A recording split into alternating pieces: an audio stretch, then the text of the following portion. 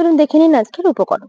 লাগছে কুচানো পালং শাক, লাগছে আলু, বেগুন আর ওলকপি, আর লাগছে সর্ষের তেল, জিরে বাটা, আদা বাটা, আর লাগছে পাঁচ ফোড়ন।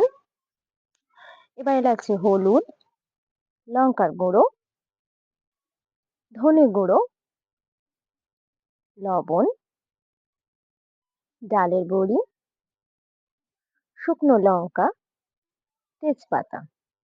চলুন এবার রান্নাঘরে দেখে নিন কিভাবে তৈরি করছি।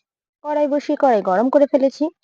এবার কড়াইতে দিয়ে দিন পরিমাণ মতো সর্ষের তেল। একটু বেশি দিলে একেবারেই হয়ে যাবে। এর মধ্যে দিয়ে দিন ডালের বড়িগুলো।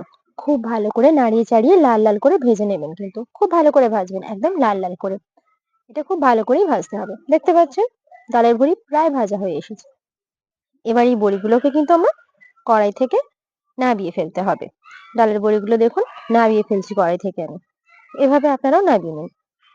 এবার এই কড়াইতে দিয়ে দেব আমরা বাকি উপকরণগুলো। হ্যাঁ, ডালের বড়ি দেওয়ার পরে আমরা এর মধ্যে ফোড়নের জন্য দিয়ে দেব দুটো শুকনো লঙ্কা, এর মধ্যে দিয়ে দেব দুটো তেজপাতা, আর দিয়ে দেব অল্প পরিমাণে পাঁচ ফোড়ন। হ্যাঁ, ফোড়নের জন্য তো বেশি লাগে না, অল্প পরিমাণে দিলেই হয়ে যায়। অল্প পরিমাণে পাঁচ ফোড়ন দিয়ে এর মধ্যে এবার একটু নাড়িয়ে চাড়িয়ে নিয়ে দিয়ে দিন বাদ বাকি কেটে রাখা সবজিগুলো, যেমন আলু, ওলকপি, বেগুন। সবজি কটা দিয়ে দিন। দিয়ে এরপরে দিয়ে দিন এর মধ্যে লবণ পরিমাণ মতো একেবারে দিয়ে দিন।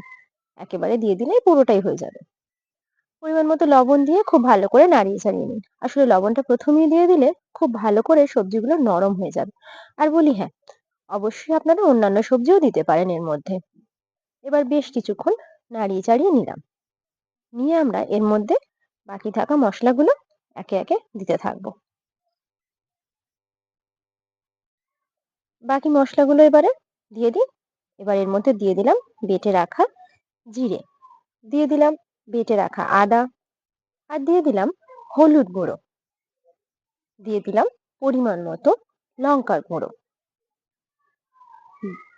এবার দিয়ে দেব এর মধ্যে পরিমাণ মতো আমরা ধনে গুঁড়ো। সবটাই যে যার পরিমাপ মতো দেবেন। দিয়ে এবার এটাকে কিছুক্ষণ খুব ভালোভাবে নাড়িয়ে চাড়িয়ে নেবেন। হ্যাঁ, এভাবে কিছুক্ষণ খুব ভালো করে নাড়িয়ে চাড়িয়ে নিন।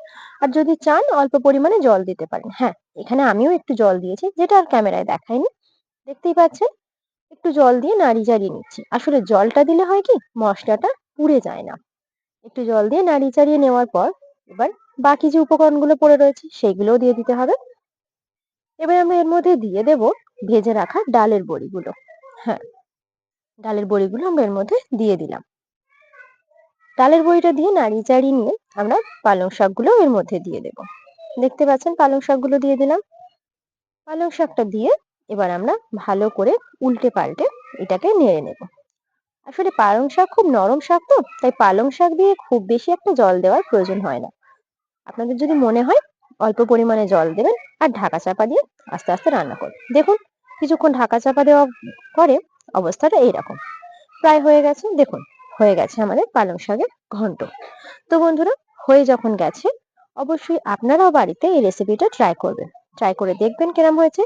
ভালো হলে অবশ্যই কিন্তু আমার চ্যানেলকে লাইক, কমেন্ট, শেয়ার করবেন। দেখতে পাচ্ছেন রেসিপিটি ট্রাই করে দেখে যদি ভালো লাগে অবশ্যই চ্যানেলটাকে সাবস্ক্রাইবও করে দেবেন বন্ধুরা।